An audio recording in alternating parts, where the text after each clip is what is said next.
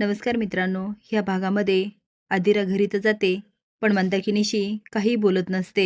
आता मंदाकिनीला मात्र एवढं इरिटेट होतं, हे आदिराच्या लक्षात येतं आणि आदिरा मंदाकिनीची अशी काही हालत वाईट करते. नमस्कार मित्रांनो, ह्या मालिकेच्या आजच्या भागामध्ये नक्की काय घडलं, चला तर बघूया. तर घडतं असं, रोहन फोन तर करत असतो, पण आदिरा काय घेत नाही. आपण मागील भागात बघितलं, चोर बनून राजवाड्यांच्या घरात येतो आणि समर त्याला पकडतो आणि आदिरा हसायला लागते. आता एवढा गोंधळ झाल्यानंतर रोहनही समजवतो आणि आदिराचा रागही निघून जातो. पण समर आणि स्वानंदी मात्र खूप रागात असतात आणि दोघांनी एकमेकाशी बोलायचं नाही हे कंटिन्यू करतात. आता ते बोलत नाही म्हटल्यावर सगळं घरच बोलत नाही. त्यामध्ये रोहन आदिराला घरी घेऊन येतो.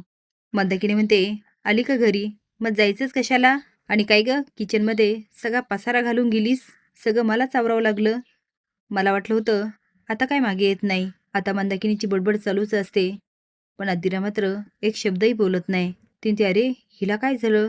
आज भडकली नाही, ओरडली नाही आणि शांततेने निघून गेली. स्वानंदी समरसाठी बेडरूममध्ये नाश्ता घेऊन येते. आता त्याच्याशी बोलायचं नसतं म्हणून मागे मागे घेऊन फिरते, पण समर पण खुणवतो, मला नाही करायचा नाश्ता. स्वानंदी त्याचं तोंड पकडते आणि स्वतःकडे वळवते, पण समर पुन्हा बाजूला करतो. ती आता घास भरायचा प्रयत्न करते, पण समर काय खात नाही. आता स्वानंदीला राग येतो आणि ती निघून जाते, पण जात नाही, लपून बघत असते. समर आता नाश्त्याची प्लेट उचलतो आणि एक घास घेतो.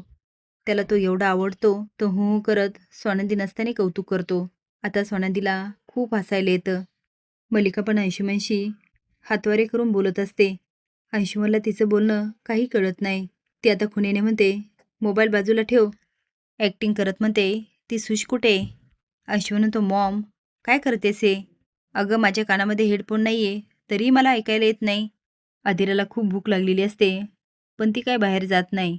आता रोहन बेडरूममध्ये येते आणि ती खुणवते, रो खूप भूक लागली आहे. आता रोहनला काय माहिती नसतं, तर तो अधीरा काय म्हणतेस तू? ती आता खुणेने सांगते, खूप भूक लागली आहे. तो पण विचार करतो, ही माझ्याशी बोलत का नाही आहे? आता हा सिलसिला आजीपर्यंत येऊन पोचतो. आजी पण स्वानंदी आणि समरशी खुणेने बोलायला लागते. आता मात्र दोघांना एवढं हसायला येतं ना. आता मल्लिका काय कमी होते, सुश येते आणि खुणेने अंशुमनशी बोलायला लागते. अंशू म्हणतो, अरे ह्या दोघींना आज काय झालंय? असं का करतायत? आता त्याचीही सटकते आणि तोही खुणेने बोलायला लागतो. तो आता असे काय खून करतो की सुश आ करून बघायला लागते. आदिरामुळे ही बातमी दिलीपलाही कळते. तो आता ठरवतो मंदाकिनीची चांगलीच खेचायची. आता दिलीप अशा काय खानाखुणा करते. मंदाकिनी म्हणते, अहो हसल्या काय घाणेरड्या खानाखुणा करताय?